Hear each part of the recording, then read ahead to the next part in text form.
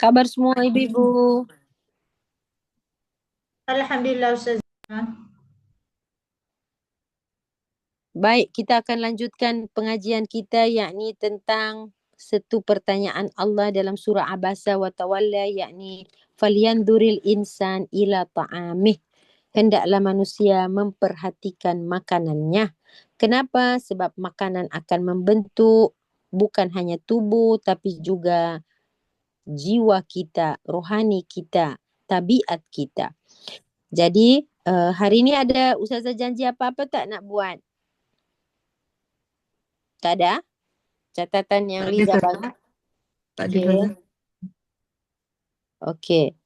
Jadi apabila Allah menyuruh kita untuk memperhatikan makanan, maka hari ini kita diistirahat. Yaquluna iftara qul fa'tu bi suratin. Okey Bibu, kita akan bermula dengan surah Al-Baqarah 168. Surah Al-Baqarah 168.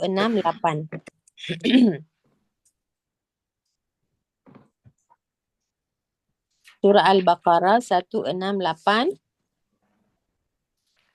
A'udzu billahi minasyaitonir rajim. Bismillahirrahmanirrahim.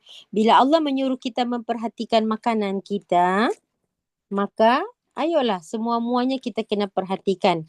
Apa dia? Tentang kehalalan dan keharamannya, tentang toyibatnya dan tidak toyibatnya, tentang kualiti makanan itu, kuantiti makanan tersebut, asal dari mana makanan itu, apa konten atau ingredient dalam makanan tersebut. Saya sudah menerangkan kemarin itu lebih kurangnya. Dan Risa, ada recording tak kita punya kuliah ni? Ada kan? Ada, Ustazah. Ada. Okey, baik. Ibu-ibu, ayo kita menuju ke 168 yuk. A'udzu billahi minasyaitonir rajim. Bismillahirrahmanirrahim. Ya ayyuhan nas. Wahai semua manusia, tak kira. Semua manusia tak kira. Sayang Tuhan ke, lawan Tuhan ke, pokoknya Allah panggil dia, wahai seluruh manusia. Yang nak kawan dengan Tuhan, yang mau lawan Tuhan, Allah panggil semua. Kulu, makan. Makan kamu. Orang jahat pun Allah suruh makan. Kesian. Ya kan? Orang jahat tu Allah suruh makan juga kan ibu-ibu? Ya, dipersilahkan makan walaupun jahat. Kita kalau orang jahat kita suruh makan tak? Tak payahlah. Tapi Allah kata, wahai hamba-hambaku, makanlah.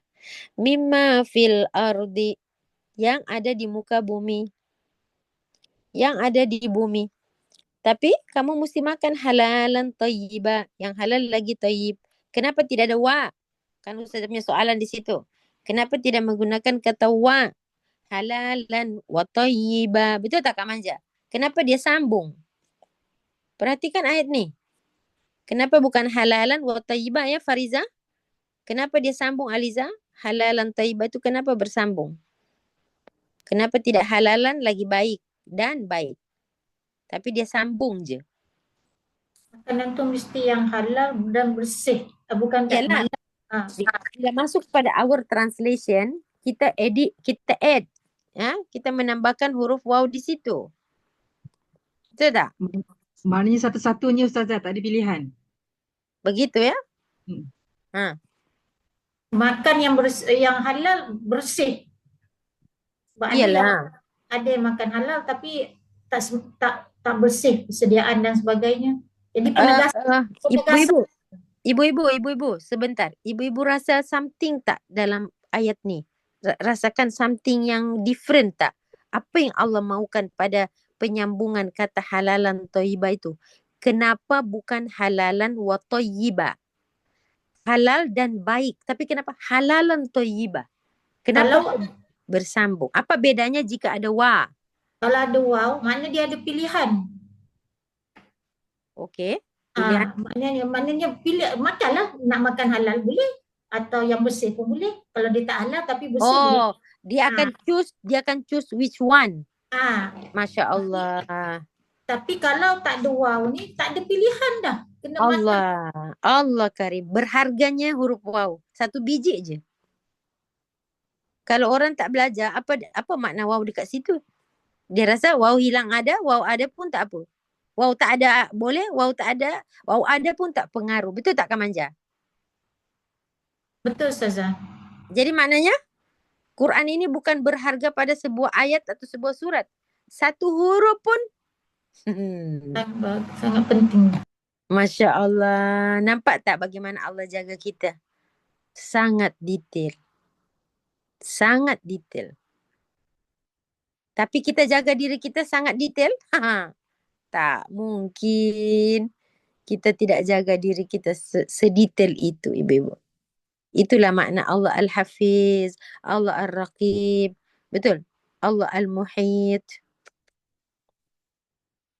Saya harap ayat ini bisa membuat kita menyadari bahawa betul-betul Allah jaga saya. So kalau saya sakit, maknanya bukan Allah tak jaga saya. Saya melanggar penjagaan tersebut. Betul-betul kita masih gagal dalam menjaga diri kita sendiri. Itu berharganya huruf waw. Jadi bila ada waw, maknanya kita ada pilihan lah. Saya nak pilih yang halal je. Atau saya nak pilih thayyibah je. Tak peduli kehalalannya.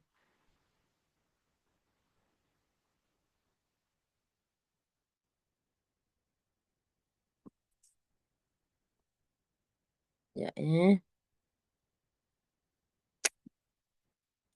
Kemudian, wala tattabi'u khutuwati syaitan. Jangan ikut langkah syaitan.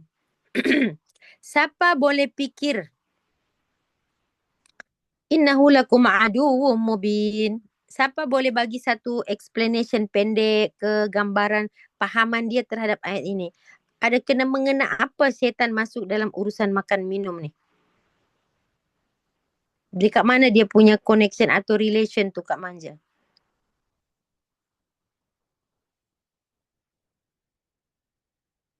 Tiba-tiba datang syaitan dekat situ. Kalau makan yang tak bersih, tak halal, maknanya itu cara syaitan, langkah syaitan. Yelah, maksudnya apa kena mengena Kita ikut nafsu saja. Nafsu. Yes. Atas godaan syaitan.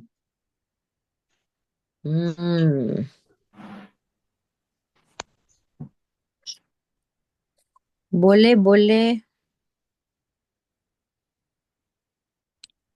Apa lagi?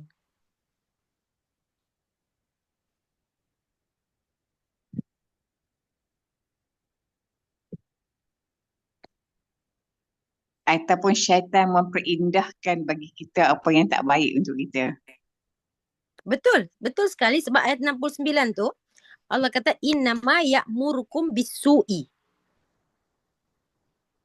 Setan itu musuh kamu dan dia akan membuat kamu itu diperintahkan kamu menyuruh buat jahat dan fahsya. Kemungkaran yang berkaitan dengan jenayah seks itu fahsya. Wa antaqulu 'alallahi ma la ta'lamun, dan kamu akan cakap merepek-repek tentang Tuhan.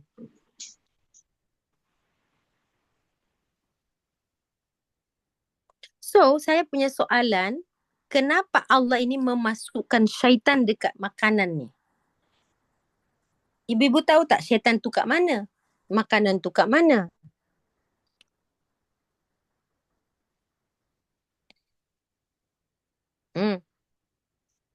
Syaitan Apa lalu hubungan? melalui darah Ustazah. Itu yang tepat. Betul sekali. Terima kasih. Very good. Masya Allah. Alhamdulillah. Saya sangat susah memahami ayat ini sebab saya bilang begini. Ini urusan makan, kok ada setannya ni? Dekat mana ni? Kan Rasulullah SAW berkata, setan itu dia ada dekat majra dam. aliran darah. So ibu makanan kita kalau kita makan tuh jadi aliran darah kan? Betul tak? Makanan itu akan jadi darah daging kita. Saya yakin kita ni tak faham apa yang Rasulullah kata syaitan itu ada di aliran darah setiap anak Adam. Tapi kita tidak bisa melihat koneksi antara aliran darah itu dengan makanan ni. Kita melihat itu sesuatu yang terpisah tau. Ya, kita melihat hadis itu dan ayat ini sebagai satu informasi saja. Kita hampir tidak mengambil kira tentang kaitan. Saya bilang diri saya ni lah. Sebelum saya belajar, saya heran ayat ni mengaitkan antara makanan dengan dengan syaitan, dan kemudian saya melihat tentang hadis Nabi mengatakan bahawa syaitan itu berada pada aliran darah. Tapi bila saya dah dapat ayat ini, baru nampak tak keterkaitan tu. Siapa yang jawab tadi tu? Siapa yang jawab tadi tu? Bibu? Dina. Oh, Rasanya. Dina. Masya Allah, Rasanya. Dina. Ada Dina di sini? Dina ada. Macam mana Dina boleh fikir macam tu, Dina? Macam mana boleh terkoneksi ke hadis Nabi? Itu hadis Nabi tu. Saya tahu itu bukan jawaban Dina. Itu adalah hadis Nabi. Macam mana you boleh pergi koneksi ke situ? You teringat ke? Allah bagi ilham ke? Allah bagi ilham itu iyalah. Maksudnya dia punya asbabnya itu. Dina, mana Dina yang jawab tadi tu? Ayo dong.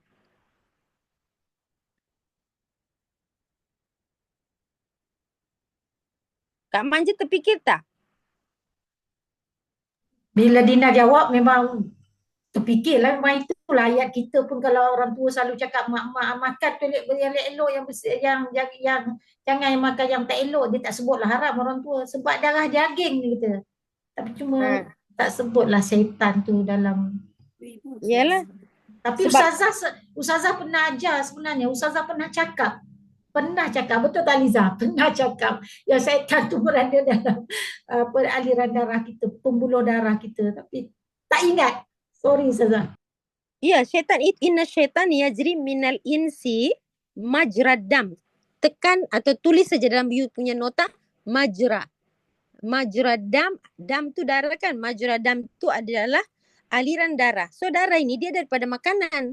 That's why makanan itu Allah kata kena makan halalan dan thayyibah. That's why Allah kata jangan ikut langkah syaitan. Cantik tak dia punya macam rantaian tu, cantik tak Kak Manja?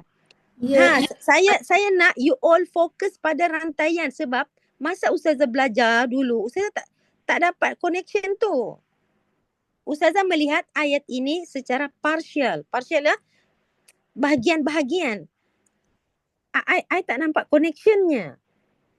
Kita semua orang tahu dalam Zoom ni, setan berjalan di aliran darah. Tapi, macam mana dia boleh ada di aliran darah? We just know the hadis. Tapi macam mana asbab atau rantaian dia tu di jalan darah itu macam mana? Yelah, rupanya melalui makanan. Akak yang jawab pertama tadi, nafsu. Jawaban tu tak salah. Tapi connectionnya masih tak nampak. Inna syaitan yajri minal insi majradam. Itu yang kita nak angkat ke permukaan. Setan menyusup dalam diri manusia melalui aliran darah. Macam mana dia boleh masuk? Dia terus masuk duduk di situ ke? Dan dia juga akan masuk kepada kalau hadis itu sebut khasyitu ayyakdhifa fi qulubikuma su'an. Katanya aku khawatir syaitan itu menyusupkan kejelekan dalam hati kalian. Jadi maksudnya sebenarnya kan ibu-ibu, ini hadis ni berkaitan dengan apa tahu? Kak Manja selalu dengar tak hadis itu? Selalu dengar hadis tu. Tapi Ustazah nak beritahu hadis itu dia berasal daripada satu keadaan di mana Rasul SAW beriktikaf di masjid. Rasul ada satu isteri nama dia Sofia bin Huyai. Sofia bin Huyai ini bapaknya orang Yahudi ya. Huyai bin Akhtab. Sofia ini cantik, orangnya cantik, tapi dia agak rendah sikit sehingga Aisyah selalu berkata bahwa alah cantik pun tapi tak tinggi. Macam tu. Masing-masing ya biasalah perempuan ya masih ada lah kekurangan tu. So pernah Sayyidatina Aisyah tu ditegur oleh Nabi SAW tentang komen daripada Aisyah tentang Sofia. Ya. Sofia ini, kenapa Rasulullah berkahwin dengan anak orang Yahudi ni? Nak menyatukan antara dua puak yang bergaduh ni. Setidak-tidaknya daripada bangsa Yahudi ni ada yang diperistrikan oleh Rasulullah SAW. Huyai bin Akhtab. Nanti lepas Zoom ni tekan dalam Google tu. Siapa itu? Huyai bin Akhtab. Anaknya lah yang berkahwin dengan Rasulullah. Sofia bin Huyai. Satu hari Rasulullah sedang beriktikaf. Lalu Sofia ni mendatangi Nabi di masjid. Aku mengunjungi beliau di malam hari itu. Kata Sofia, aku pun cakap-cakap lah dengan Nabi sebab suamiku. Kemudian saya mau balik lah. Dan Rasulullah berdiri terus mengantarkan Sofia balik. Kan malam.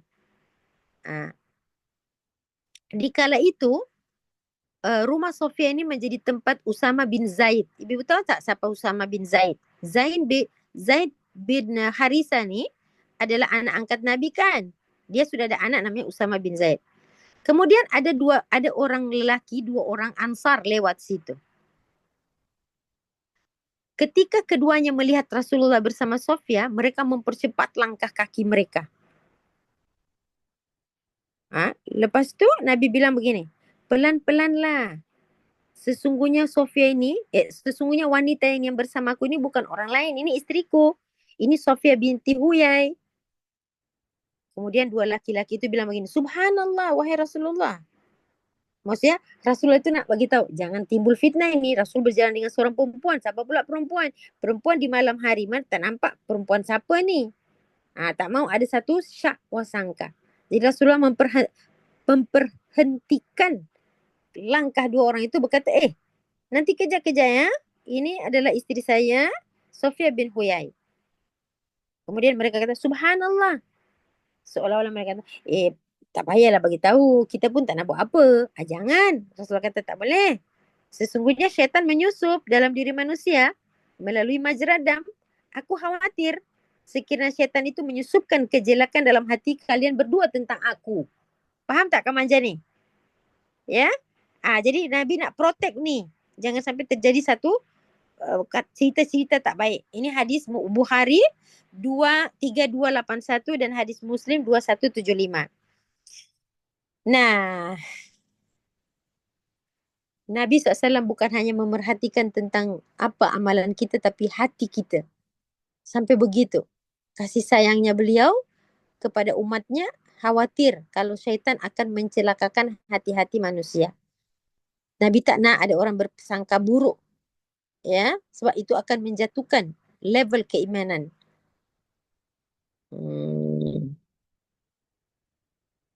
Ada banyak pelajaran tentang hadis ini, tapi pokoknya yang Ustazah nak ambil ini adalah tentang bagaimana informasi Nabi SAW tentang syaitan itu berada pada majra dam, aliran darah. Nah, dikaji oleh para ulama, ayat ini dikaitkan dengan bagaimana darah itu dimasuki oleh syaitan yang melalui makanan. Sebab itu ayat ini dia melarang tentang jangan mengikut langkah-langkah syaitan. Innama ya'murukum bisu. Nah, makanan yang tidak halal, makanan yang tidak thayyib. Dan salah satunya dalam ilmu tasawuf mengatakan bahawa manusia itu ada di dalam dirinya 17 pintu syaitan. 17 pintu syaitan. Yang syaitan bisa masuk daripada 17 pintu-pintu ini. Pintu-pintu yang pertama ialah kejahilan. Tutup pintu kejahilan tu dengan pergi belajar. Pergi berkaji, buat kajian. Jadi kalau orang itu jahil, mudah sekali dia ditundukkan oleh syaitan. Yang kedua, banyak makan. Pintu kedua ialah banyak makan. Nanti ada lagi banyak tidur, banyak cakap, banyak marah. Tapi saya tak nak usi yang itu. 17 pintu syaitan itu ibu cari sendiri je. Ya, tapi saya nak ambil yang kathratul ta'am tadi itulah. Kathratul akal. Banyaknya makan. Bukan akal, tapi akal. Akala yakulu makan. Jadi itu. Banyak makan. Jadi halalan thayyibah ini dia mesti datang bersamaan. Sebab syaitan suka pada benda-benda yang kotor. Syaitan suka pada benda-benda yang israf. Israf. I-S-R-A-F. Israf. Alif, sin, ro, fa. Israf ni apa? Berlebih-lebihan. Di bulan Ramadan, Allah sudah kawal itu. Dan Allah bagi tahu sufidati syayatin. Syaitan sekarang diikat. Jadi confirm kamu akan jadi baik 100%. Betul tak Kak Manja?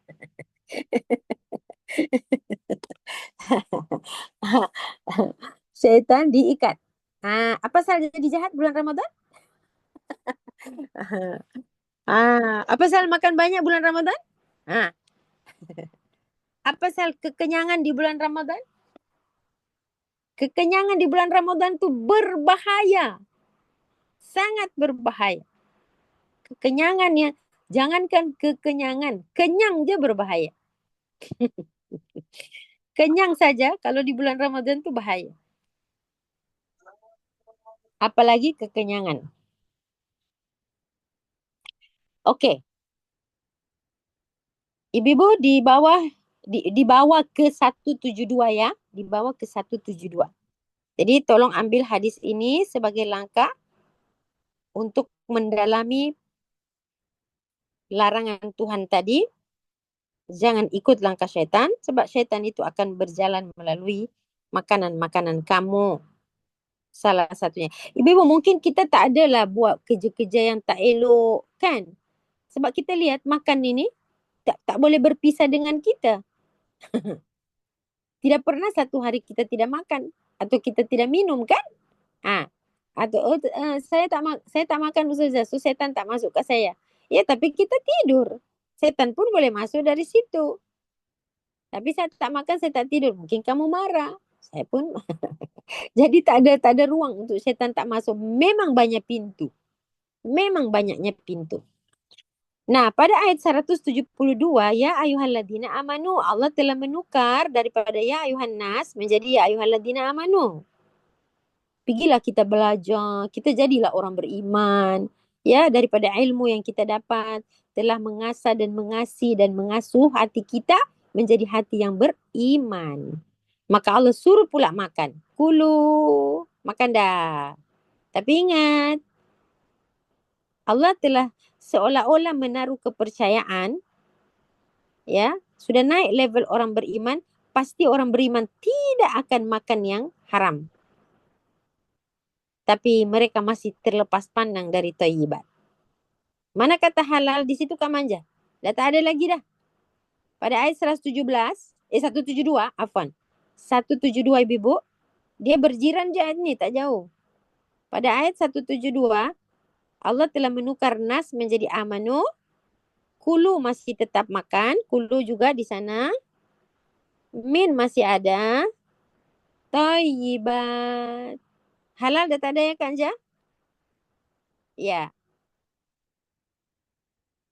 Bila Allah tidak menggunakan kata halal di situ, seolah-olah iman itulah yang jadi satu garanti yang kita tak makan yang haram. Because of iman ya?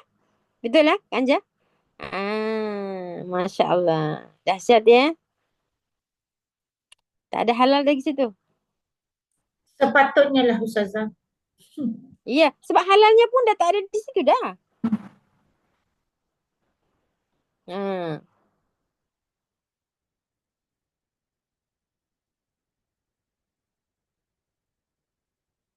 Makan makanan yang tidak halal. Macam-macam kita dah tahu akibat-akibat makan yang tidak halal ni. Makan makanan yang tidak thayyibat pun macam-macam juga. Kita dapat tahu apa yang kita nak. perolehi daripada hasil makan-makan tadi tu. Jadi Allah kata kulu min thayyibati ma razaqnakum. Kemudian bukan larangan yang menyusuli tapi anjuran. Washkuru lillah. Washkuru lillah. Okey. Kita perlu membulatkan kata washkuru lillah. Selepas kita makan yang baik, kita ikut arahan Tuhan, Allah ajak kita untuk washkuru lillah. Ibu-ibu, bila Allah sebut washkuru lillah, kita bilang begini. Jangan kita bilang begini, oh patutlah lepas makan kita bilang alhamdulillah ya. Tak, washkuru di sini bukan menyebut saja. Bila seseorang tidak makan, dia lemah. Dia akan sakit. Seseorang tu makan bukan sebab nak hilangkan lapar, tapi dia nak sihat, betul tak? Orang makan ni kena sihat lah. Target dia bukan just kenyang, supaya sihat.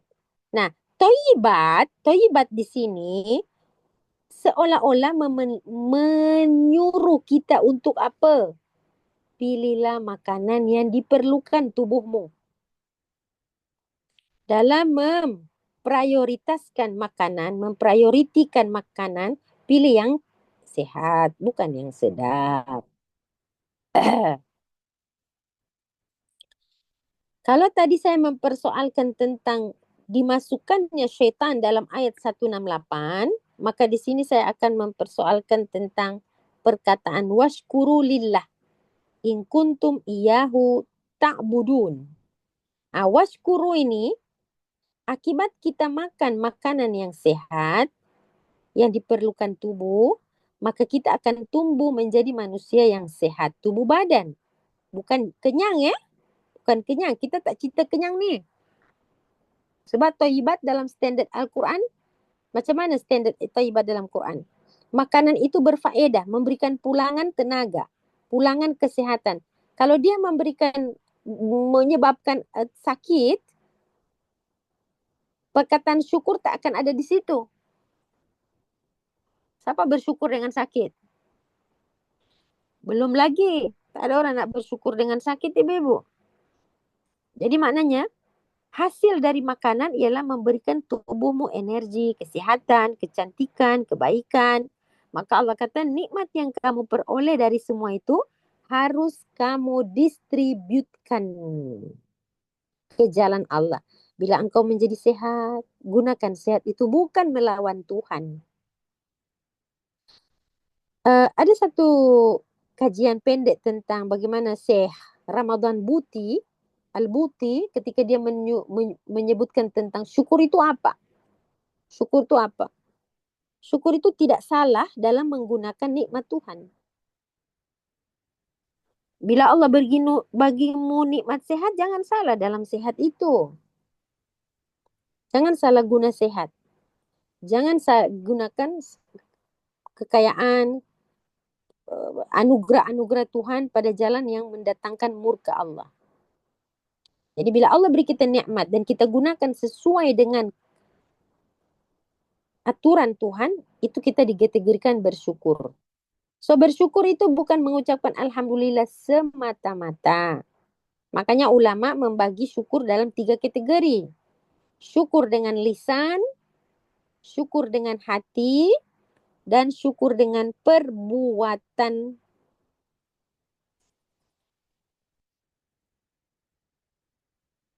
Seisi dunia boleh bersyukur dengan lisan kan? Senang aja. Anak-anak pun kita suruh bilang alhamdulillah. Tapi belum tentu dia bersyukur dengan hati kan? Ya paling-paling dia seronok kita bagi dia makan. Seronok itu bukan ukuran kesyukuran saja. Jadi kemudian bersyukur dengan hati. Macam mana bersyukur dengan hati itu? Kita tahu diri bahwa apa yang Allah berikan pada kita ini semua hanya pinjaman. Boleh ditarik bila-bila masa. Termasuk kenikmatan, kesihatan, kekayaan, kekuasaan, kekuatan. Semua ini pinjaman.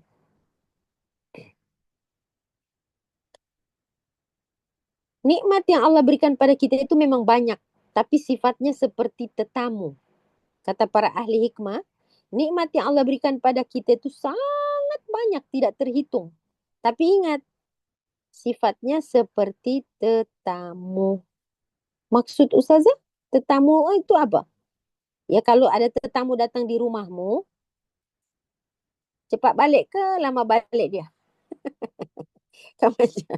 Tetamu itu kalau datang rumah orang sekejap kan? Tamu itu kan sebentar. Tamu itu kan selalu kita bilang begini. Bila dia nak balik ya? Kalau dia terduduk, dia duduk terlalu lama, kita akan komplain, betul tak?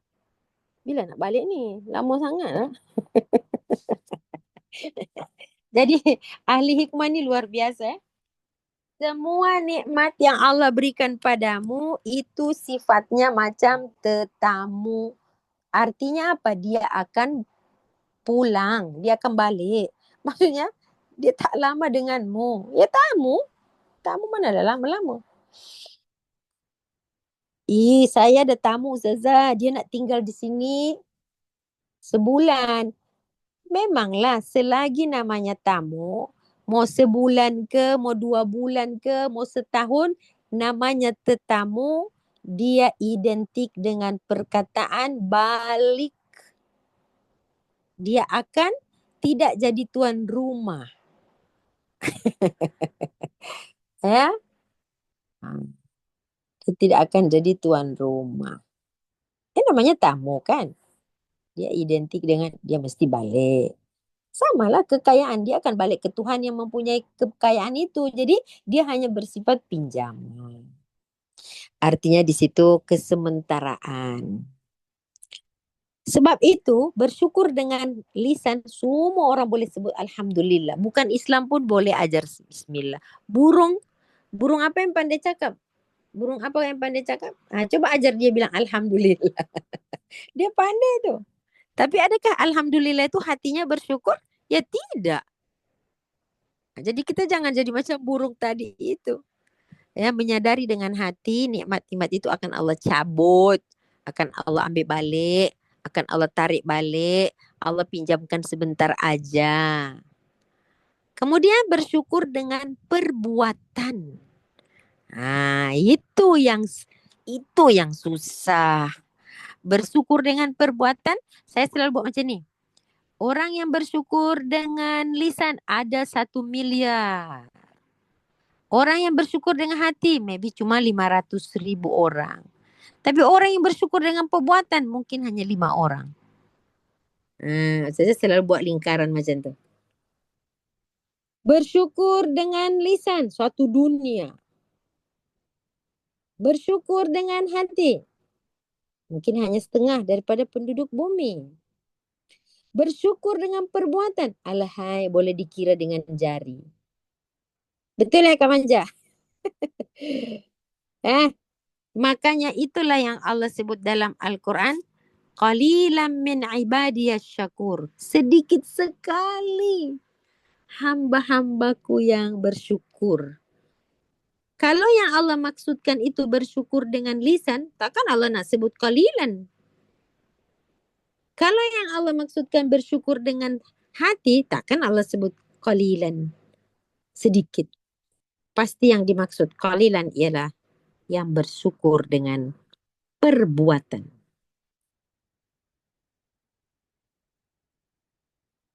Qalilan ma tashkurun. Banyak itu kan dalam surah Al-Mulk ada tuh. Qalilan ma tashkurun. Sedikit sekali. Allahumma ja'alna minal aqlal. Ya Allah, maksudkanlah kami termasuk kelompok yang sedikit itu. Masukkanlah kami dalam kelompok yang sedikit itu. Salah satu doa Sayyidina Umar, masukkanlah aku dalam golongan yang sedikit. Sedikit. Maksudnya Allah kata sedikit orang bersyukur. Ya Allah, semoga saya ada dalam list itu. Jadi bila hasil makan itu menyehatkanmu, gunakan nikmat sehat itu untuk mengenal pemberi nikmat. Itu nota ya.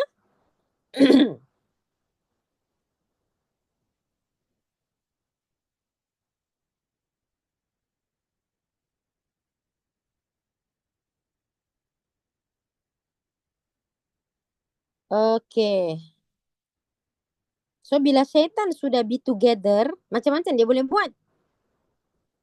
Macam-macam dia boleh buat. Pertama dia dah tiupkan kita was-was, kedegilan, kemalasan. Nah, sudah. Bila syaitan sudah bersarang di badan kita, semua boleh jadi. Apa je dia boleh buat. Apa saja dia boleh buat. Segala bentuk ya'murukum bisu' dan fahsya boleh jadi. Jadi jahat. Segala-gala boleh jadi, Ibu. Okey. Ibu-ibu, lihat ayat 173. Innama harrama alaikumul maitah. Di sini Allah menegaskan keharaman terhadap satu-satu perkara, iaitu al-maitah, bangkai, waddam, darah, walahmal khinzir, lahmal khinzir. Wa ma uhilla bihi li ghairillah. Yang keempat, apa-apa yang kamu sembelih li ghairillah, tidak atas nama Tuhan.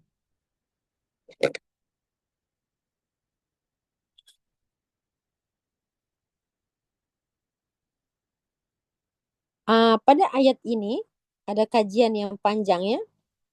Disebut nama Tuhan, dia itu sembelihannya menyebut nama Tuhan, tapi dia be together kan dengan nama lain. Itu pun tak boleh. Dia sebut nama Allah dan itu tak bisa.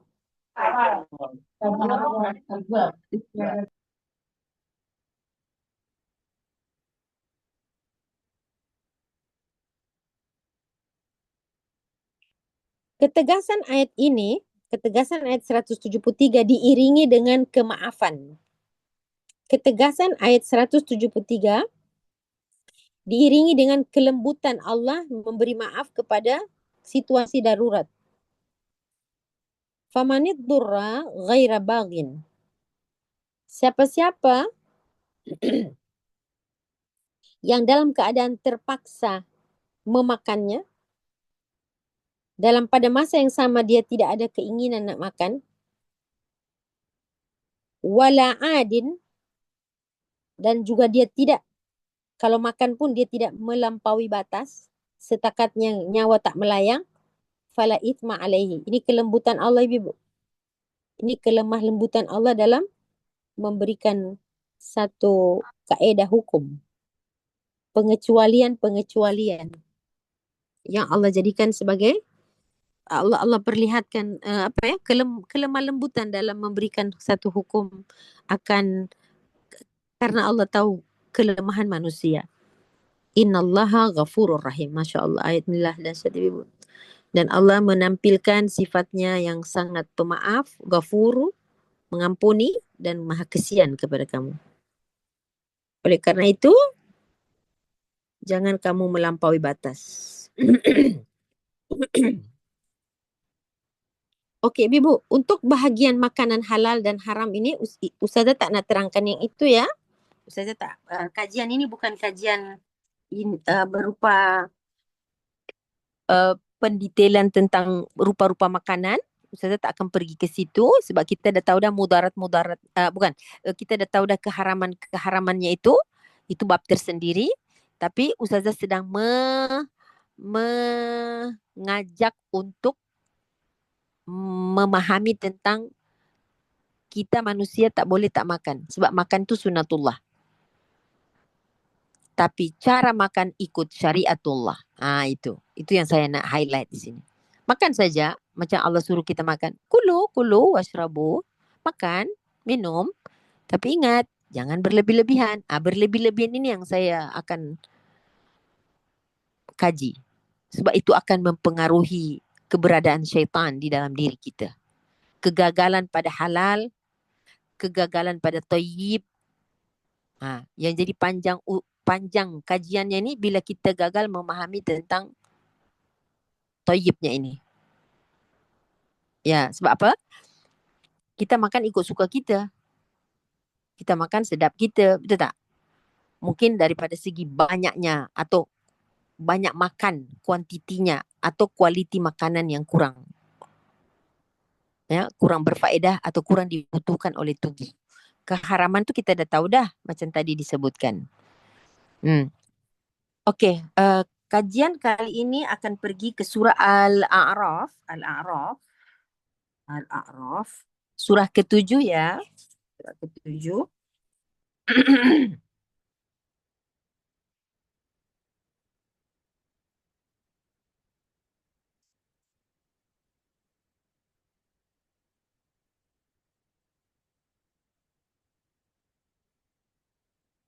Ayat 31 Ibu.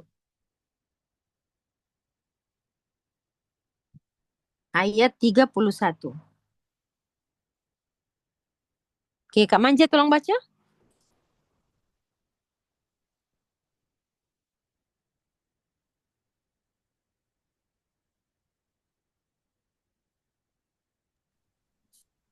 Ayat 31.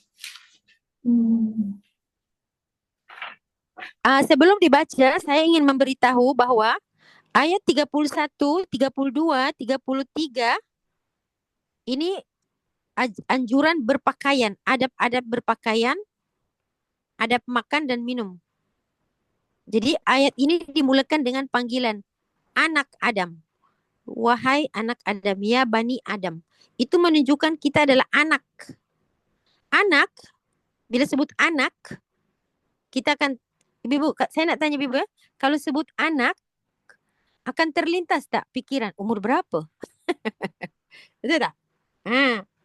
Pasti kita sedang saya ada anak. Ibu, kalau sebut anak tu, ibu fikir anak tu masih kecil ke besar?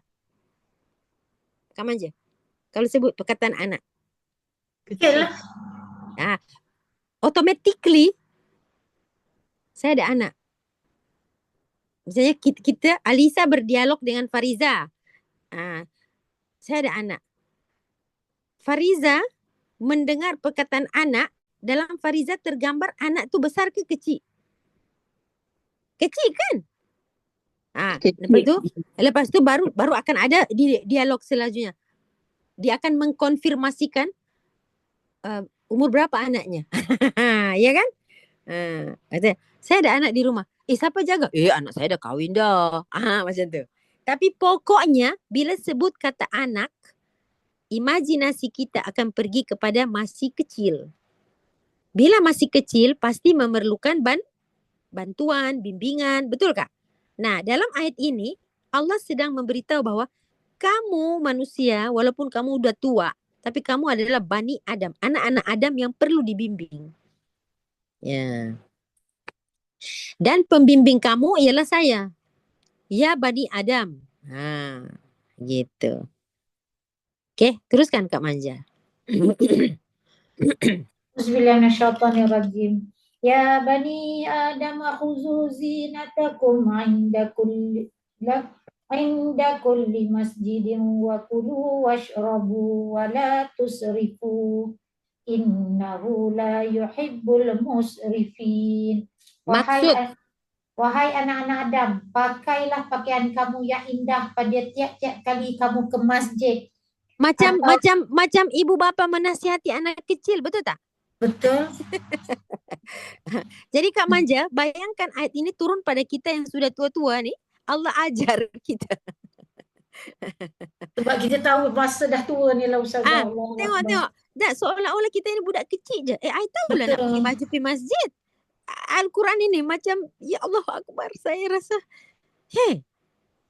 takkanlah pakai baju pun Tuhan kena ajar. Ya, kena ajar. Kamu anak. Lepas tu ayat selanjutnya, kulu ke masjid atau mengerjakan solat dan makanlah. Kulu, makanlah. Serta minumlah. Dan jangan pula kamu melampaui batas. Sesungguhnya Allah tidak menyukai orang yang melampaui batas. Bayangkan kita kalau sudah 60 tahun lihat ayat ini, tentu kita bilang, nak makan minum pun Allah kena bagi tahu ke? Tak payah, kita tahu. Iya, memang kamu tahu makan, memang kamu tahu minum. Tapi kamu gagal pada wala tusrifu itu. Kenapa Allah harus ajar kita makan dan minum? Ialah sebab kamu tak tahu. Cara makan kamu tak tahu, cara minum kamu tak tahu. Makan ini sunatullah, minum ini sunatullah. Kenapa Allah nak ajar lagi? Ya, soalnya kamu tahu makan, tahu minum, tapi kamu gagal pada wala tusrifu. Jangan berlebih-lebihan. Ulama mengkaji tentang apa maksud berlebih-lebihan ini. Jangan berlebih-lebihan. Wala tusrifu. Innahu la yuhibbul musrifin. Allah tak suka kamu itu berlebih-lebihan. Yang suka kamu berlebih-lebihan ini siapa? Syaitan.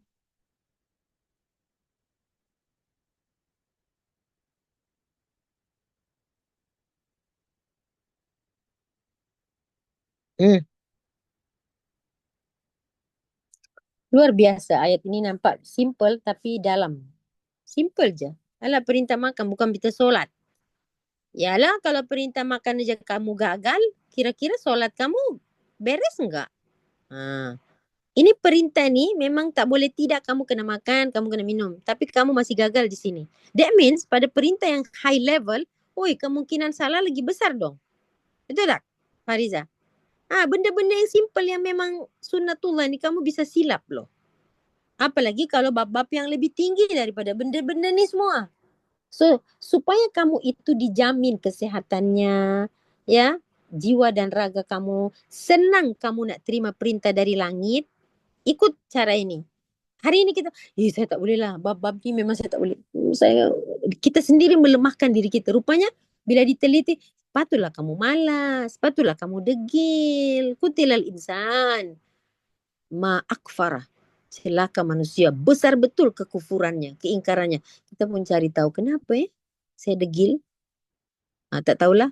Besok-besok ni, kalau adalah satu mesin yang boleh mendetek, kamu umur berapa? Saya umur 60. Okey, tak apa.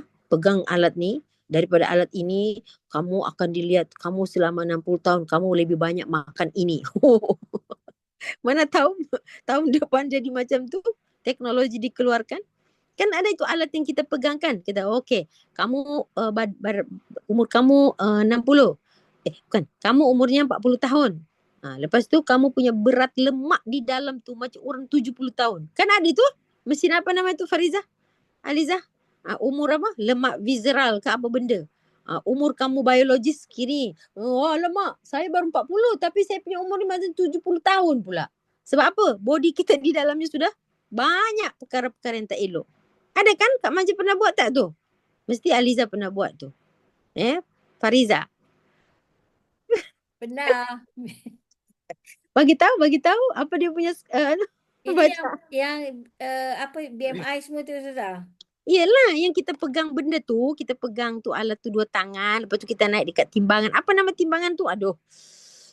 Lemak visceral tu lah. Lemak V tu yang ada dalam badan kita, dia bilang kita, kamu umur berapa? 50. Tapi dalam bacaan ini kamu umur 70 tahun. Jadi metabolismenya dah jatuh, ditambah lagi dengan makanan yang tak bagus, exercise pun gagal, cara hidup pun hancur. Dah lah tu. Habislah cerita. Pada waktu itu, kira-kira kualiti ibadah kita dekat mana? Banyak merajuk ke banyak bersyukur? Betul, Suka. Ya, betul lah. Banyak merajuklah kita dengan Tuhan. Mana ada syukurnya lagi? Bergeraknya sudah terbatas. Ya kan? Sedikit zikir tertidur. Ya Allah, baru nak masuk syurga. Aduh, untung baik pintu syurga itu banyak Kak Manja. Allah ini baik sekali Kalau untuk perempuan ada 8 ya, Ustazah. Dia kata pintu syaitan tu ada 17. Tapi Allah bilang aku pun menyiapkan pintu syurga banyak juga. balance. Iyalah. Kalau untuk isteri, pintu syurga untuk isteri banyak ya. Udkhulul jannah. Ya. Min haitsu syi'ti, dari mana yang kamu suka. Yalah, itu sebabnya status kita ni boleh menolong kita punya kemasukan dalam pendaftaran pintu syurga. Kamu nak masuk pintu syurga sebagai isteri ke sebagai ibu? Ke sebagai Sebagai cikgu. Tapi Ustazah, Okey. kena jagalah kita punya makan tu. Kalau tidak tak merasalah nak masuk pintu syurga kan. Sebab syaitan belanja dalam saluran darah. Aduhai. Saya risau ni. Saya betul-betul risaukan hadis Nabi dengan acara makan minum ni lah. Ya. Tapi kan itulah orang-orang dulu membuat satu puasa putih, ya kan? Kalau orang Jawa bilang puasa mutih 40 hari. Dia tak mau makan apapun, dia nak minum air je. Tapi dia berperingkat. Mula-mula dia tak makan lauk, dia makan nasi je dalam dua suap. Dalam 2 suapan saja. Dia tak langsung tak makan Dia puasa mutih biasanya. Ada macam-macam kategori tu. Ada yang ambil 7 hari, ada yang ambil 14 hari, ada yang ambil 10, ada yang ambil 40 hari, ada yang ambil 100 hari. Mula-mula dia puasa, dia makan. Tapi dia hanya makan nasi sahaja. Lepas tu nanti dia tak makan, dia masih makan sayur. Lepas tu dia makan, memang dia yang berdarah dia tak akan makan lah. Macam ada satu agama Advent Katolik itu dia orang tak makan yang berdarah kan. Macam kaum vegetarian misalnya. Tapi dia tak puasa, memang dia tak makan terus. Jadi tak ada halangan pada mereka. Jadi Kak Manja kalau nak buat, kita boleh buat tu. Liza, Fariza, kita boleh buat tu. Jadi makan, minum air sama nasi putih aja, ya. Kalau terlalu tak mampu mungkin pakai kuah-kuah saja, ya. Kurangi garamnya sedikit, tawar-tawar dulu. Itu kita upgrade lagi, nasi sahaja dengan garam atau cuka. Itu kita upgrade lagi. Tak makan nasi. Tapi memang rasa jiwa itu bersih betul lah. Mata tak nak pandang makanan. Tak mau. Sempena ayat 168, 172, sempena ayat 31 ni memang dia tak mau makan. Dia makan minuman yang minum teh tapi tak ada gula. Macam tu. Dia akan kurang sampailah dia akan naik pada peringkat dia tak berhajat pada makanan kecuali makanan yang diperlukan tubuh saja. Dia punya training tu sampai begitu. Riyadhah dia sampai begitu. Termasuk yang buat iPhone ni. Siapa yang iPhone ni? Yang buat iPhone ni dulu mula-mula siapa? Ingat tak nama dia? Aduh, yang popular tu Steve Jobs. Steve Jobs, Ibu. Jobs. Pakai iPhone Apple ke Apple punya founder ke? Steve Jobs. Betul lah tu. Steve Jobs tu. Pakai je telefon. Tak tahu siapa yang buat. Scroll je. Ingatlah sikit yang buat tu. Mungkin Allah bagi dia sedikit hasanat, bangkali kita tak ingat pun dia. Steve Jobs. Cuba ibu pergi ke Google tu, ibu ambil satu sedikit biografi tentang Steve Jobs. Saya baca tu macam mana dia mencari agama. Sebenarnya dia tu anak angkat tau. Dia ada keturunan Syria tu.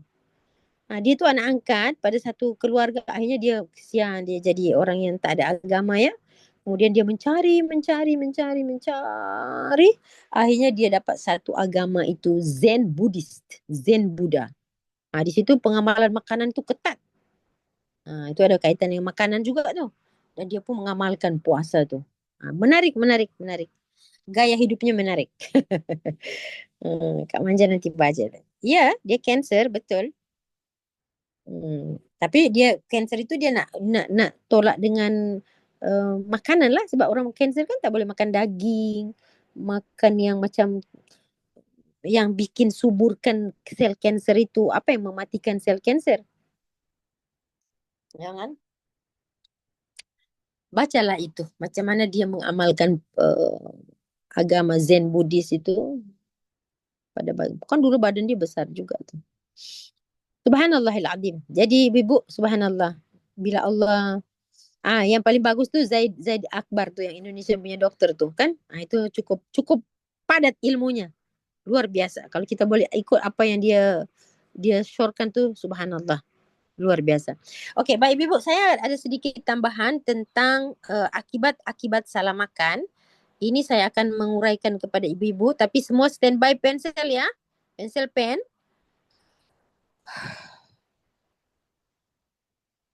Hmm, ada gangguan-gangguan pada manusia bab makanan nih.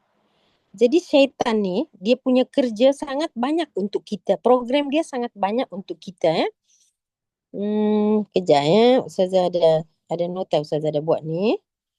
Ada nota banyak Ustazah buat ni untuk kita punya pelajaran. Nanti kalau tak habis, ibu-ibu boleh scroll cari juga di dalam jurnal-jurnal kedokteran tentang 17. Bentar ibu sabar. Okey.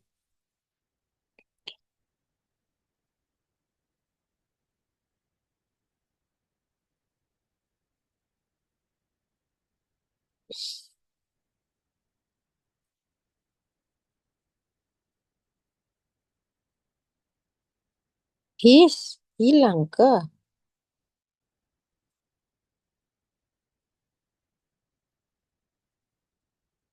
Sabar ibu-ibu ya. Aduh, saya punya ni dah hilang ni.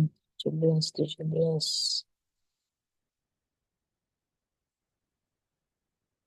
Ibu-ibu pernah dengar anoreksia, bulimia? Pernah dengar?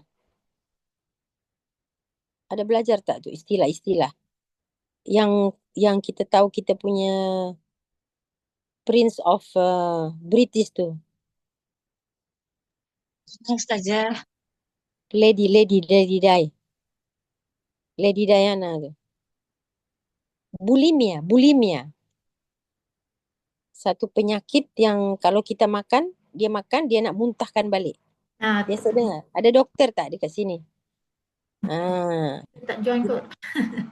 Jadi bulimia, anoreksia, itu semua penyakit-penyakit yang ada kaitan dengan makanan ibu ya.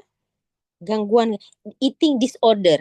Eating disorder ni, sebab itu puasa ni Allah bagi kepada kita, subhanallah, luar biasa. So semua perintah Allah di dalam Al-Quran ini semua bukan hanya untuk ibadah ya, tapi memang gejala-gejala yang ada pada kita ni. Okey, anoreksia ya. Anoreksia ini adalah satu, kalau saya sebut eating disorder, you tahu tak? Mana tuliskan gangguan makan yang berlaku kepada seseorang manusia itu, dia didorong oleh rasa ingin makan aja. Berlangsung dia terus-terus sehingga akibatnya akan membuat diri dia jadi merosot kesihatannya secara fisik maupun secara psikis ya. Eating disorder. Ya. Jadi gangguan-gangguan itu termasuklah yang saya sebut tadi, anoreksia. Anoreksia ni ibu itulah yang buat kajian ini orang putih, yang punya ayat orang Islam, tapi kita tak buat kerja. Jadi anoreksia ni biasa dia dikaitkan dengan gangguan kejiwaan. Bila sebut kejiwaan, ini yang Rasulullah sebut tentang majradam tadi tu ibu-ibu. Seseorang ini dia terobsesi untuk kurus. Ya, dia nak kurus. Walaupun dia punya berat badan itu sudah kurus, tapi dia tak nak makan banyak tu. Jadi dia ingin menurunkan berat badannya secara cepat untuk dia nak tolak rasa lapar itu. Jadi kebiasaannya ni dia akan push dia punya diri untuk buat satu exercise ya. Itu gejala anoreksia. Dia akan makan sedikit. Ini pun tidak thayyibat ya, ini tidak thayyibat. Sebab tubuh itu memerlukan asupan makanan yang sudah diatur sendiri oleh Allah, air berapa ya, karbo berapa, macam itulah. Elisa pandai lah tu. Jadi gejala anoreksia. Ada lagi satu bulimia. Bulimia ni tulisannya B-U-L-I-M-A-I lah. Dia tidak akan makan dalam porsi banyak. Tapi karena dia takut akan meningkatnya berat badan, so dia akan memuntahkan kembali apa yang dia makan. Asal dia dah rasa dah asam pedas tu sedap, lepas tu nanti sekejap lagi dia akan korek dan dia muntah. Ini adalah eating disorder yang terjadi pada manusia. Ini akibat daripada setelah dia tidak makan yang halal dan thayyibah mungkin. Halal tu kita tak cakap lah ya, pasal thayyibat saja. Akibat makan yang banyak, akhirnya mungkin berat badan bertambah dan akhirnya dia nak shortcut tu macam mana dia nak buat. ada lagi satu dipanggil binge eating disorder. Ini adalah satu gangguan makanan. Dia tak bisa kontrol diri dia untuk makan dalam porsi yang banyak dan sering. Memang dia teringin sangat nak makan. Dan dia makan tu cepat. Makan dia cepat. Dan dia punya jumlah sangat banyak. Dan dia ketika makan tu dia tak tunggu lapar. Sebab dia ada obsesi nak makan je. Dan kalau dia makan tu dia selalu bersembunyi-sembunyi. Dia tak nak orang tengok dia makan. Dan lepas dia makan tu dia macam, dah makan. Dia akan dia akan rasa menyesal. Lepas tu dia akan buatlah sesuatu yang pergi kepada bulimia tadi. Nah, ini adalah gejala-gejala yang saya dapatkan daripada informasi-informasi tentang bagaimana para saintis ketika mereka mengkaji tentang nafsu makan, cara makan. Ya, jadi ada kira-kira, ada kan orang yang, Ustazah saya tak boleh stres. Kalau saya stres saya akan makan banyak. Ini pun termasuk juga eating disorder. Ya. Ibu ya.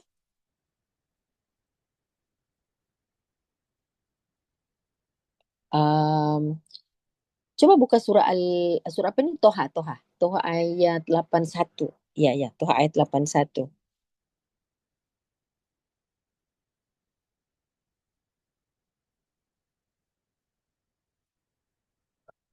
Biasakan saya kalau marah, saya kalau stres nih, saya makan je Ustazah. itu pun satu penyakit juga itu Ibu. Satu eating disorder. Tapi itulah bila kita berpuasa baru kita rasakan ya Allah. Tapi kalau kita masih makan kenyang di Ramadan, kita akan mengalami perkara ini Ibu. Kita tidak dapat merasakan kenikmatan puasa nih. Sehingga kita akan melihat puasa sebagai bebanan. A'udzubillahi minasyaitonirrajim. Liza, tolong baca Liza. 81 surat Toha. A'udzubillahi minasyaitonirrajim. Kulu min tayyibati ma razaqnakum wa la tatghaw fihi fayahilla 'alaikum ghadabi wa man yahlil 'alaihi ghadabi faqad hawa. Okey, baca arti dia. Baca makanlah potong-potong boleh tak? makanlah Kulu. dari okey kejap. Kulu, kamu makanlah min thayyibat, daripada yang baik-baik. Okey, tengok tak? Dia mengatakan di sini min thayyibat. Penyuruhannya pada thayyibat. Dia fokus pada thayyibat, betul ya? Ya. Dia tak sebut halal lagi. Halal tu satu tempat ni ada satu dua tempat, tapi thayyibat ini ulang-ulang kali. Ulang-ulang kali Allah sebut thayyibat, dan itu kita gagal dekat situ. Kulu ni kita patuh. Thayyibat ni kita gagal di sini. Thayyibat ni, kategori thayyibat ini kena mengambil kira piramid makanan. So dia bukan satu yang terpisah dengan piramida makanan. Okey. Ma razaqnakum. Okey. Ma razaqnakum, apa yang kami rezekikan kepada kamu. Okey, stop situ. Kita betul tak kita ada satu tabiat kalau kita ada makan lepas tu orang bagi, rezeki jangan tolak. Itu tabiat baik ke tak baik? Itu tabiat baik ke tidak? Terpaksa dia pun makan lagi lah. Rezeki jangan tolak. Betul tak? Makan lagi. Kan? Padahal kita makan ketika tu sudah tidak lapar. Artinya lapar tu telah dapat diatasi.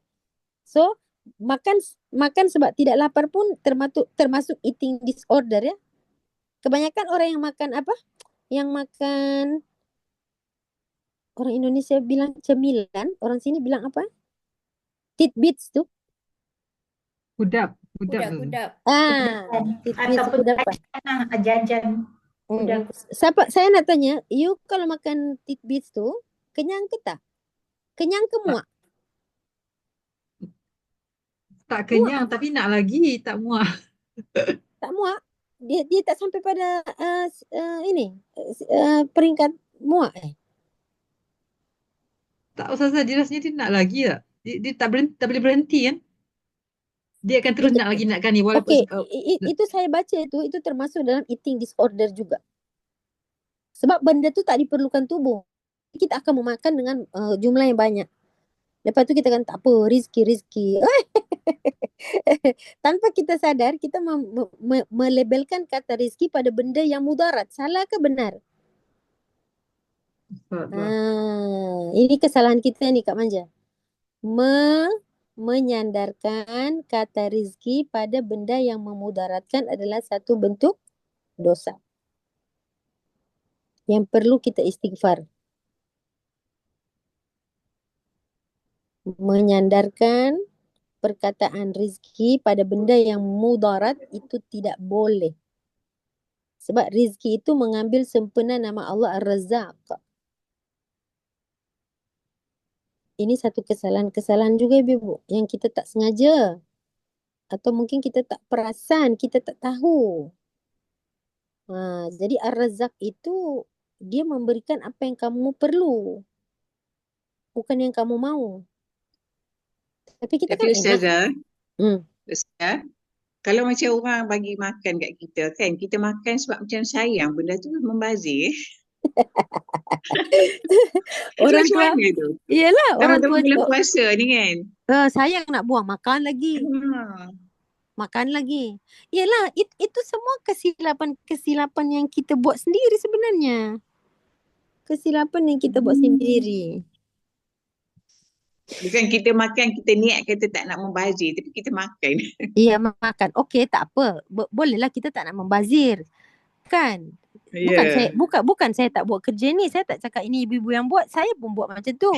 Macam ibu-ibu cakap macam ni. You sayang-sayang makanan tu, lama-lama you jadi tempayan.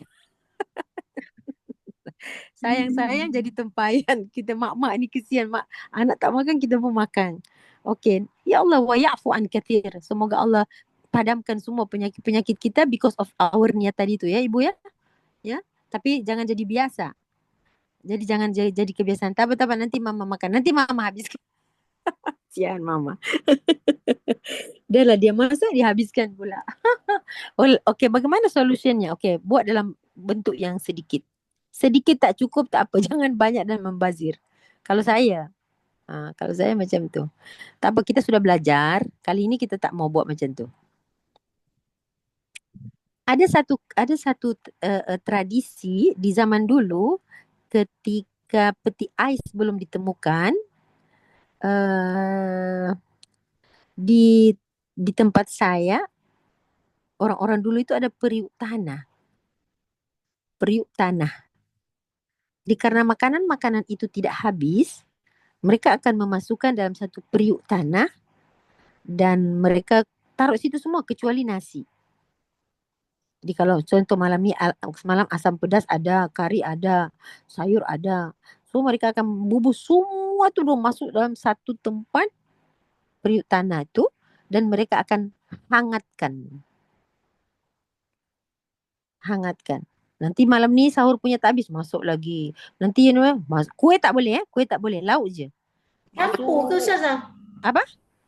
Campur ke? Semua campur. Itu dipanggil apa tau? Dipanggil sayur tahun. Dan dia tak akan basi selagi everyday you panaskan sekali ataupun 2 kali sehari. Mak-mak dulu mereka buat macam tu dan mereka letak santan. Lagi sedap. Jadi dia taruh santan sedikit untuk menambah rasa enak. Orang susah-susah dulu begitu Ibu Kak Manja. So tak ada peti ais. You nak buang you biar mesti basi dia. Jadi you kumpulkan. Jadi semua campur di situ, ada daging, ada ayam, ada ikan, ada sayur, ada semua ada di kat situ. Tapi makin hari makin sedap. Makin lama tu makin enak. Sampai berapa? Sampai tahun. Kalau you tak habiskan, yes, mungkin seminggu, 2 minggu, 3 minggu. Tapi setiap hari rasanya makin enak. Tapi jangan lupa memanaskannya. Ini ikhtiar orang-orang tua dulu-dulu yang miskin, tidak ada peti ais, makanan susah, hidupnya susah. Itu salah satu ikhtiar mereka. Di kampung kami dipanggil sayur tahun. Jadi bertahun-tahun, tapi tak adalah sampai setahun. Tapi maksudnya digelari sayur tahun. Sedap kan manja? Tak payah pakai periuk tanah pun tak apa. Itu maksudnya dia tak nak peti ais tu jadi penuh dengan makanan. Jadi dia letak di situ. Ustazah masih buat lagi. Ada buat tapi jarang. Kalau makanan sudah bertumpuk, tapi jarang lah. Mungkin dalam 4-5 hari habis benda tu. Tak akan sampai pun. Tapi sangat jarang.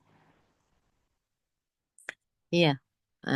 Itu cara orang dulu-dulu. Peti ais tak ada, ibu-ibu nak buang kat mana? Jadi itu ikhtiar. Mana tahu ibu-ibu nak try macam tu, coba. Letak. Tapi everyday kena panaskan, jangan lupa memanaskannya. Tak perlu masuk peti ais. Jadi sudah mau tidur malam, panaskan, bangun tidur nanti, sudah sejuk, panaskan lagi. Kalau macam kita nak makan. Semua masuk dalam tu, segala lauk masuk di dalam. Segalanya kecuali nasi tidak. Kuih-kuih janganlah, ya. Lauk-lauk sahaja. Ada sayur, ada ikan. Tapi dia dah bersatu lah. Jadi sedap bau dia. Sedap betul bau dia. Saya pernah itu masih kecil-kecil itu ibu. Saya pernah makan itu. Dan kita kalau ada sayur tahun itu, semua makanan tak laku. Itu paling laku. Enak sekali gitu makannya. Apalagi orang dulu-dulu kan dia masak di periuk-periuk yang itu. Jadi kerak, makanan yang kerak. Oh doi, lagi enak Kak Manja. Itulah ikhtiar orang dulu-dulu ya. Tapi orang dulu-dulu ini dorang suka mengamalkan makan nasi kerak dan dingin. Nasi dingin, ya. Orang dulu-dulu cakap nasi dingin itu bagus dia. Sayurnya aja yang panas. Ya itu sekedar tambahan sajalah ibu ya. Jadi karena kakak tadi bertanya, macam mana Ustazah kita nak makan, kita mengelakkan membazir. Kalau tak nak makan, buat cara yang Ustazah buat itulah. Kalau nak lah. Wala tatghaw fihi, jangan too much. Wala tatghaw fihi, jangan melampaui batas. Jangan seolah-olah makanan itu menjadi segala-galanya. Jangan too much lah, tatghaw, melampaui batas. Sebab bila engkau melampaui batas, ini sudah lebih tinggi dari tingkatan israf, tagha. Dan bila tagha, you sudah hampir melawan Tuhan. You sudah hampir Fir'aun itu disebut tagha. Fir'aun itu tagha. Sifat-sifat sombong, sifat degil sudah bersatu padu dekat situ. Kan beda. Si A dia melampaui batas. Mungkin dia apa namanya? Dia degil je tapi dia tak merasa benar. Tapi kalau tagha ini sudah degil, orang lain tak betul, dia dia lebih too much lah tagha ni. So itu bermula dari apa? Kulu, daripada makanan. Dari makanan. Ya. Bila kamu tagha, kata Allah, fayahilla alaikum ghadabi. Sure kamu akan tertimpa kemurkaan aku. Ghadab. Fayahilla alaikum ghadabi. Kamu akan terkena kemurkaanku. Wa may yahlil alaihi ghadabi, siapa yang sudah terkena kemurkaanku, faqad hawa, pasti binasa dia. So because of makan kita boleh binasa ibu. Nah ini yang saya kaitkan dengan ayat 17 surat Abasa itu. Abasa 17 sampai 24 tu yang jadi tajuk kita hari ini. Ya ibu. Jadi bulan Ramadan, kalau kita kekenyangan, itu kekenyangan yang tercela. Jangan kenyang di bulan Ramadan. Sebab kita ingin merasakan ampunan Allah. Kita punya hati kena dihaluskan. Ya, perhalusi. Kita punya nafsu lawamah kena upgrade. Menyesal. Ya Allah. So dalam sebulan ini Allah sedang menyihatkan kita. Kan Ustazah selalu cakap kan, 1 hari Ramadan sampai 10 hari Ramadan, tubuh kita sedang melakukan detoksifikasi. 1 sampai 10 hari kita sedang melakukan detoksifikasi tubuh badan kita. Kemudian periode kedua, hari ke-11 sampai hari ke-20 tubuh kita sedang melakukan rejuvenation, peremajaan kembali. So 10 hari ini di tengah bakar nih, semua yang tak perlu-perlu. Akan terjadi gejala autophagy atau autophagy. Autophagy. Ketika sel-sel tubuh memakan sel-sel yang tidak perlu. Tengok badan kita dah cantik kan 3 hari ni, 4 hari. Longgar tak baju? Fariza, longgar tak baju tu? Ustazah longgar. Kamu manja longgar tak? Turun inci tak inci? 6 hari loh. 3 hari je boleh turun tu. Ayah jangan minum air manis ya. Kalau minum teh O ke kopi O, kongsi dengan suami je. Minum tapi berkongsi. Kan? Kemudian hari ke-21 hingga hari ke-29 atau 30, tubuh sudah stabilize. Tubuh sudah stabilize. Pasti berlaku ini Ustazah? Pasti. Garanti? Ya garanti. Tengok. Falyanzuril insan ila ta'ami. Kamu makan macam mana? Macam mana kamu mengaturnya? La tatghaw fihi. Fayahilla alaikum ghadabi. Tuhan tidak urus lagi kalau kita sudah terkena eating disorder. Jadi ada tanda-tandanya ya Ustazah? Iya. Pertama sekali kita makan dalam kuantiti yang lebih banyak daripada biasanya. Ini bisa terjadi di bulan Ramadan loh. Makan dengan kuantiti lebih banyak daripada biasa. Karena apa? Kita macam balas dendam dah. Bila benda ini berlaku, terjadi rasa kenyang yang melampau. Dan tidak akan terjadi lagi apa yang disebutkan oleh para ahli sufi, bahwasanya bukan ahli sufi pun, Nabi SAW biasanya mempraktikkan ini adalah ahli sufi. Perut dibagi 3, setengah untuk makan, setengah untuk minum, setengah untuk udara. Halo ibu-ibu. Rasulullah SAW berkata bahwa tidak ada yang paling buruk pada manusia kecuali perutnya. Perutnya kenapa? Sebab perutnya terlalu banyak isi dengan makanan dan minuman sehingga tidak bisa bernapas. Jadi perut itu dibagi pada 3. Sepertiga untuk makanan, sepertiga untuk minuman, sepertiga untuk udara. Supaya bisa membuat dia bernapas.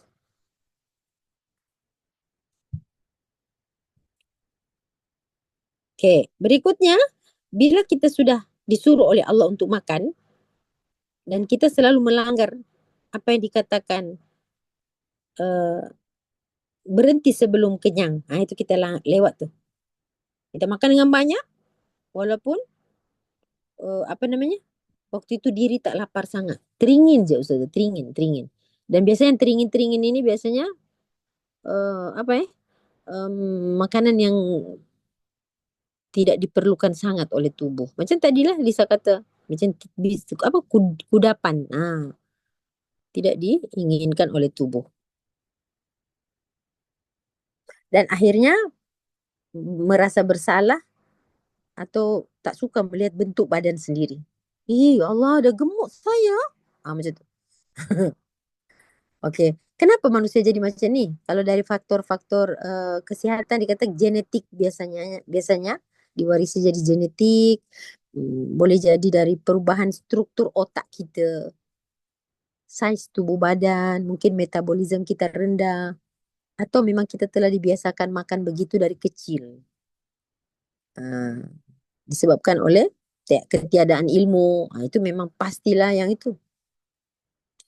Bila benda ni mulai eating disorder ini bila mulai dia bermula pada seseorang, biasanya dia akan bermula ketika umur remaja 20 tahun. Karena ibu-ibu tengok tabiat makan anak-anak kan lain. Susah tak kita suruh anak-anak kita makan? Ayo makan. Tak nak. Tapi sebenarnya para ulama kata, makanlah kamu dengan cara makannya anak-anak. Mereka tak akan makan kalau kenyang. Mama dah masak ni. Penat, makan. Kenyang lah, Ma. Memang betul orang kenyang tu. Saya dah baca satu buku apa itu ya. Tafsir apa Ustazah baca tu ya. Lupa dia. Jadi ada satu buku saya baca dan sampai hari ini saya ingat tu. tabiat makan anak-anak itu adalah yang patut kamu contoh sebab mereka tidak akan makan selagi mereka tak lapar. Hmm. Bukan makan gula-gula makan makanan yang ini kan susah ibu-ibu tu kena membuat satu makanan yang cantik yang itu memancing daya makan diorang. Anak-anak yang di bawah umur 20 tahun ke bawah tu. Anak-anak yang belum akil balik tu biasa. Kalau misalnya ada sekumpulan anak-anak gemuk, anak-anak yang gemuk, saya ulang lagi. Kalau ada dalam kelas misalnya ada 40 orang anak, bukan 30 gemuk kan? Paling gemuk beberapa orang saja. So postur tubuh anak-anak itu postur yang ideal, yang ideal lah. Pasti ada 2-3 orang yang gemuk tu. Dia punya tabiat itu lain sikit. Mungkin genetik, mungkin perubahan pada otak dia atau cara tabiat makan di rumah. Jadi kalau misalnya ada dalam kita ada sampel berapa orang anak-anak, semua badan dia elok je. Ya kan? Tapi kalau ambil mak-mak ke orang dewasa, di atas 10 orang berapa gemuk tu? Atau ayah-ayah. Betul tak? Kalau kita ambil sampel. Ya? Jadi cara makan anak-anak itu perlu diambil kira tu. Jadi gangguan-gangguan makan itu katanya bisa bermula seawal 20-an. Dan ikut pada peringkat umur. Jika kita tidak merawatnya, itu akan jadi satu kebiasaan.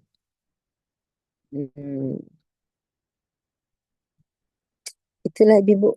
Kita akhirnya akan terjadi gangguan pada pembuangan, buang air besar itu akan jadi sulit, terutama kalau yang dia makan makanan yang tidak mendorong dia untuk melancarkan peredaran makanan di dalam perutnya. So resiko-resikonya pastilah kita sudah tahu obesity, penyakit-penyakit yang kita berkaitan dengan usus, ya. Okey, macam mana saya nak atasi benda ni? Salah satunya ialah puasa. Ya. Salah satunya ialah puasa. Tapi ibu, puasa ni bukan kita semua orang boleh buat. Ya. Puasa itu bukan pada puasa macam Ramadan. Puasa itu bukan macam puasa pada Ramadan, tapi kita boleh melakukan secara bertahap. Bertahap-bertahap tengok pada keadaan setiap orang. Mengurangkan dia punya kuantiti, dia memilih makanan-makanan yang bagi dia kenyang tapi dengan makanan yang diperlukan oleh tubuh. Bukan kenyang dengan makanan yang tidak diperlukan oleh tubuh. Kemudian pastilah kena uruskan dia punya lifestyle ya. Di samping kita suruh dia makan, kita pun kena mengajar dia tentang makanan-makanan yang diperlukan dan tidak diperlukan tubuh. Itulah ibu sedikit perkongsian kita karena daripada makanan inilah terjadi puncanya penyakit. Dan kita ingat Rasulullah SAW memperingatkan kita bahagian yang terburuk daripada tubuh manusia adalah apa? Perut.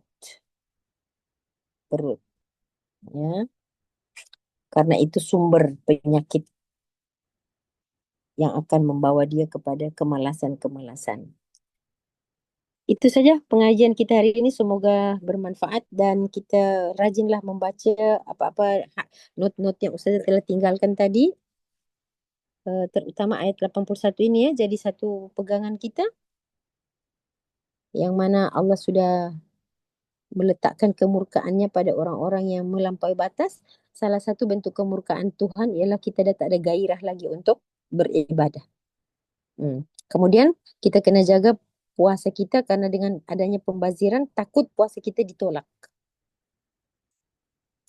So kita tidak dapat ibrah daripada hasil puasa itu.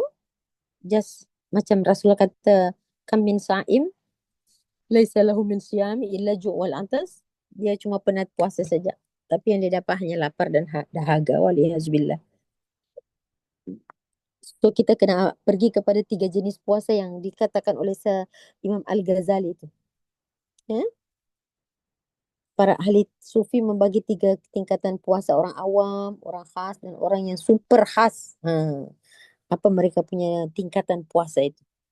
So kita kena upgrade lah. Kita tak mau pada tingkatan 1, kita nak pada tingkatan 2 menuju 3.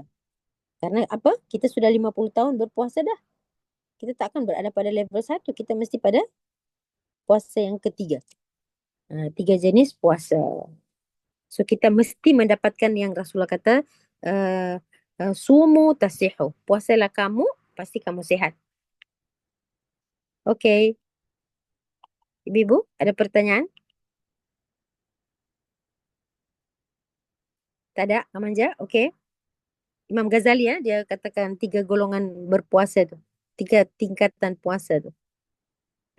Kita mau masuk pada tingkatan kedua menuju 3. Kita tak mau tingkatan yang kedua, yang pertama je. Tak mau. Okey, Ibu. Sekian pengajian hari ini. Kalau tidak ada soalan. Alhamdulillah. Semoga dapat pencerahan Ibu ya. Sekian, barakallahu li wa lakum fil Qur'anil azim, hadanallahu iyyahi wa iyyakum ajma'in, wal 'asri innal insana lafi khusr illa alladziina amanu wa 'amilus shalihat wa tawassaw bil haqqi wa tawassaw bis sabr. Subhanakallahumma bihamdika asyhadu an la ilaha illa anta astaghfiruka wa atubu ilaik. Sallallahu alaihi wasallam Muhammad wa ala alihi wasallam. Alhamdulillah alamin. Assalamualaikum warahmatullahi wabarakatuh. Syukran semuanya. Waalaikumsalam.